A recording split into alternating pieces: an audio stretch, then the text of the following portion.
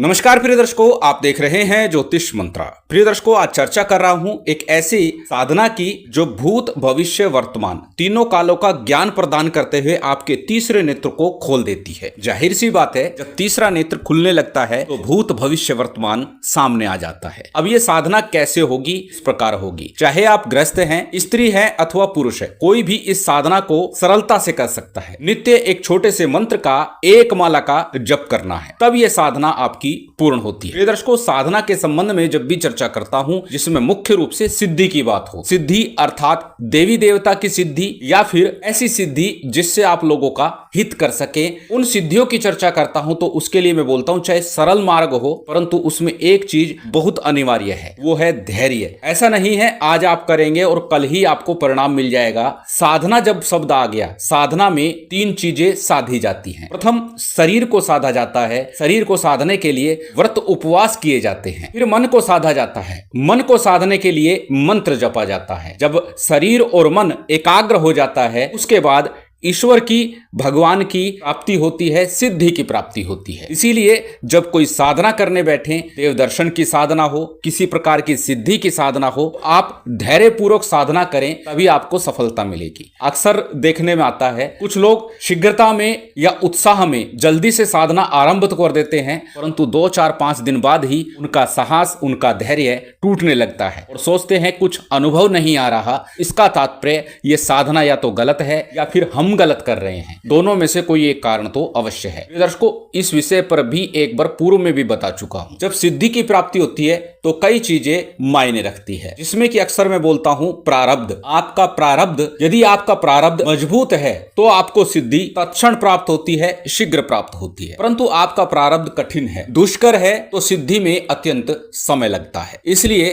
धैर्य पूर्वक साधना को करना चाहिए, चाहे वो कोई भी साधना हो। कार्य सिद्धि की साधना है कि हम इस कार्य को सफल बनाना चाहते हैं, उसमें निश्चितता होती है कि इतना करेंगे तो कार्य सिद्ध हो जाएगा। परंतु देव दर्शन की साधना है, देवता देवी की सिद्धि की साधना है, तो उसमें धैर्य अनिवार्य है। कई बार प्रथम बार में और कई बार अनेकों अनेक प्रयास करने के बाद भी सिद्धि मिलती है अथवा नहीं मिलती है। इसलिए जब साधना करें तो धैर्य के साथ करें। साथ ही एक बात और भी बोलता हूं, सिद्धि कौन सी करनी चाहिए उसके विषय में हर व्यक्ति के लिए अलग विधान है, जिसे ओरा मंडल के माध्यम से भी जांचा जा सकता है। साथ ही साथ गुरु दीक्षा देते समय गुरु मंत्र जब देता है और उसे साधना के लिए मंत्र बताता है, तो यह देख लेता है कि इस व्यक्ति के लिए कौन सा मंत्र या कौन सी दीक्षा ज्यादा श्रेष्ठ रहेगी या किस प्रकार के मंत्रों का जप करना इसके लिए लाभकारी होगा। तो इन सभी बातों का ध्यान रखते हुए आप साधना को आरंभ करें। परंतु यह साधना जितनी सरल है उतनी ही सिद्ध भी है और पूर्ण भी है, जागृत भी है। तो अधिक विलंब न करते हुए जानते हैं किस प्रकार साधना संपन्न करनी है, कैसे साधना करनी है। प्रिय दर्शकों, इस साधना को करने के लिए किस प्रकार की सामग्री की आवश्यकता है, पहले वही जान लेते हैं। सभी सामग्री स्क्रीन पर लिखी हुई है। सामान्य पूजा पाठ की सामग्री, जिसमें अक्षत, पुष्प, धूप, दीप, नैवेद्य, फल, फूल, मिष्ठान। इसके साथ में एक पीतल या तांबे का लोटा लेना है। प्रयास कीजिए पीतल का ही लोटा हो। साथ में एक त्रिशूल आपको लेना है। त्रिशूल इतना हो जो उस लोटे में गड़ जाए, ज्यादा बड़ा त्रिशूल लेने की आवश्यकता नहीं है। 1 बिलांद का त्रिशूल पर्याप्त होगा। त्रिशूल पीतल का हो, तांबे का हो, लोहे का हो, कोई भी हो, वो त्रिशूल आपको ले लेना है। इसके साथ में एक जलपात्र हो, दीपक तिल तेल अथवा घी का हो, श्रेष्ठ होगा गाय के शुद्ध देसी घी का ही दीपक प्रयोग करें। बात यदि करें नैवेद्य की, तो बताशे, गुड़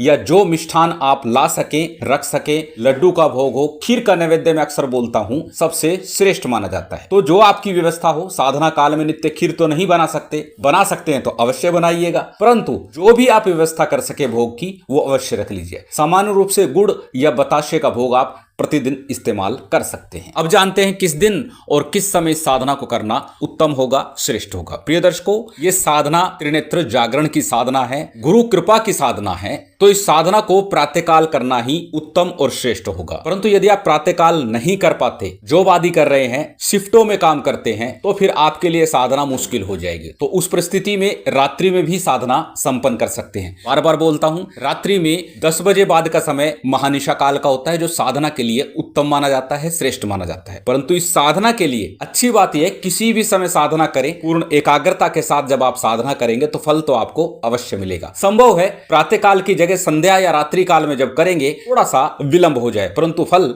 अवश्य मिलेगा। तो प्रातः काल, संध्या काल या रात्रि काल, जब भी समय निकाल सके उस समय में इस साधना को संपन्न करना है। बात करें किस तरफ मुख करके साधना करनी है, तो ये बात मैं बार बार बोलता हूं, जब प्रातः काल साधना करें तो पूर्व मुख होना ही उत्तम और श्रेष्ठ होगा, जबकि संध्या काल या रात्रि काल में उत्तर दिशा का चयन सबसे उत्तम माना जाता है। तो आप अपने समय के अनुसार दिशा का भी निर्धारण कर लीजिए, किस दिशा में आपको मुख करना है। अब कैसे साधना करनी है, कब साधना करनी है। इस साधना का आरंभ रविवार, मंगलवार अथवा सबसे श्रेष्ठ होगा पूर्णिमा के दिन से आरंभ किया जाए, और पूर्णिमा यदि गुरुवार की हो जाए सोने पे सुहागा होगा। तो इस साधना को रविवार, मंगलवार, पूर्णिमा कभी भी आरंभ किया जा सकता है, परंतु बार बार बोलता हूं जब भी साधना आरंभ करें तो सिद्धि योग अवश्य देखें। इसीलिए कहा गुरुवार के दिन पूर्णिमा अत्यंत श्रेष्ठ सिद्धि योग होता है, परंतु रविवार, मंगलवार के दिन सिद्धि योग बन रहा है तो भी आप ये साधना आरंभ कर सकते हैं। घर में उत्तर अथवा पूर्व मुख जो समय आपने साधना के लिए निश्चित किया है उसके अनुसार मुख करके बैठ जाइए। अपने सामने चौकी पट्टे के ऊपर पीले रंग का वस्त्र बिछा लीजिए। उसके ऊपर जो लोटा बताया है, तांबे, पीतल का, ये जो भी आपके पास है, स्टील का हो तो स्टील का भी चल जाएगा, प्रयास कीजिए पीतल का ही लोटा ले। उसके अंदर अक्षत भर दीजिएगा या कोई अन्य अन्न भर दीजिएगा, गेहूं भी भर सकते हैं, अक्षत भी भर सकते हैं, श्रेष्ठतम अक्षत ही माना जाता है। अक्षत भर दिए, उसी के अंदर आपको त्रिशूल गाड़ना है, परंतु त्रिशूल गाड़ने से पूर्व उसको अच्छे से धो पोंछ लीजिएगा, पंचामृत आदि से पवित्र कर लीजिएगा और फिर पोंछ करके फिर उसे उसमें गाड़ दीजिएगा। तत्पश्चात लोटे के बिल्कुल सामने अक्षत के ऊपर एक दीप प्रज्वलित कर लीजिएगा। सबसे पहले हमेशा की तरह थोड़ा शुद्धि आचमन कीजिए। शुद्धि आचमन करने के बाद दीप प्रज्वलित कीजिए और फिर सामान्य सा पूजन विधान कीजिए। पूजन किसका? सबसे पहले पंचदेव का, गणपति का, गुरु का, कुलदेव, पितृदेव, स्थान देव, साथ ही साथ नवनाथ का, गुरु गोरखनाथ जी का पूजन करना है और साथ ही शिव शक्ति और भैरव जी का भी पूजन कर लीजिएगा। सामान्य सा ये पूजन विधान आपको संपन्न कर लेना है। प्रथम दिन पूजन अवश्य कीजिएगा।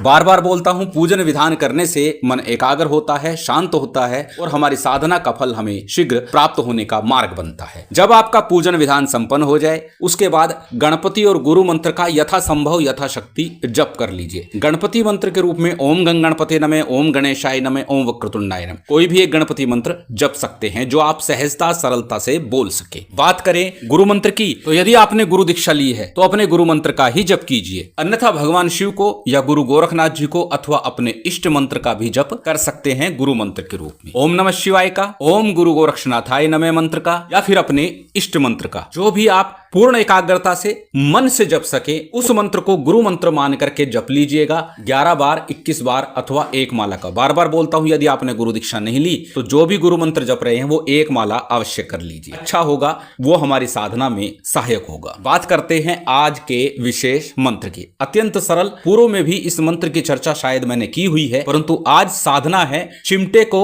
या त्रिशूल को सिद्ध करने की। आज त्रिशूल की चर्चा कर रहे हैं। चिमटे के लिए मैंने पहले भी मंत्र दिया हुआ है, परंतु आज का जो प्रयोग है वो त्रिशूल को सिद्ध करने का है। त्रिशूल पर त्राटक करते हुए, त्राटक छाया पुरुष साधना में भी बताया है, एक टक किसी वस्तु को देखना त्राटक कहलाता है। तो जितनी देर आपसे देखा जाए उतनी देर देखिएगा, फिर धीमे से आंख बंद कीजिएगा, फिर पुनः त्राटक आरंभ कीजिएगा। इस प्रकार करते हुए एक माला का आपको इस मंत्र का जप करना है। मंत्र छोटा सा है, सरल सा है, आपकी स्क्रीन पर है। पूर्ण मन से इस मंत्र को अपने हृदय में धारण करते हुए, कंठस्थ करते हुए इस मंत्र का आपको जप करना है। मंत्र आपकी स्क्रीन पर स्क्रीनशॉट ले सकते हैं, किसी कॉपी नोटबुक में नोट कर सकते हैं। मंत्र को एक बार बोल करके बता देता हूं। मंत्र इस प्रकार है, ओम चैतन्य गोरक्षनाथाय नमः, ओम चैतन्य गोरक्षनाथाय नमः, ओम चैतन्य गोरक्षनाथाय नमः। सरल सा मंत्र है। जैसे मैंने कहा पूर्व में भी इस मंत्र की चर्चा कर चुका हूं। तो यह मंत्र पूर्ण रूप से प्रभावी है, जागृत है और इसी मंत्र से आपको यह सिद्धि अवश्य ही प्राप्त होगी। प्रिय दर्शकों, प्रयास कीजिएगा ब्रह्म मुहूर्त के अंदर ही इस साधना को संपन्न करने का, तो आपको परिणाम 100% और शीघ्र, अतिशीघ्र प्राप्त होगा, क्योंकि उस समय मन और चित्त और दैव शक्तियां पूर्ण रूप से एकाकार होकर के जागृत हो जाती हैं और शीघ्र आपको सफलता प्रदान करती है। जैसे मैंने कहा, इस मंत्र का जप करते हुए आपको त्रिशूल पर त्राटक करना है या फिर दीपक की लो पर भी त्राटक कर सकते हैं जैसे आपसे बन सके उस प्रकार त्राटक करते हुए इस मंत्र का जप करना है। थोड़ी देर त्राटक कीजिए, पुनः नेत्र बंद कीजिए और भ्रुकुटी के मध्य में, जैसे मैंने छाया पुरुष साधना में बताया हुआ है, उसी प्रकार इस मंत्र का जप करते हुए त्राटक करना है। अत्यंत सरल मंत्र है, अत्यंत सरल विधान है। उसके बाद जब मंत्र जाप हो जाएगा, पताशे का, गुड़ का अथवा जो भी नैवेद्य है वो अग्नि पर आपको रख देना है। थोड़ा सा अग्नि पर गूगल का धुआं चलता रहे तो अत्यंत श्रेष्ठ होगा। इस साधना के लिए आपको सफलता शीघ्र प्राप्त हो, यही कामना है और निश्चित ये प्रभावी भी है और शीघ्र आपको प्रभाव मिल भी जाता है। शिव शक्ति की विशेष कृपा आप सभी को प्राप्त हो, यही कामना है। उम्मीद करता हूं आज की ये जानकारी, ये वीडियो आपको अच्छी लगी होगी। यदि अच्छी लगी हो तो कृपया लाइक कीजिएगा, शेयर कीजिएगा। यदि चैनल पर नए हैं तो सब्सक्राइब कर बेल आइकन बटन दबा दीजिएगा। जय माता दी, जय श्री राम।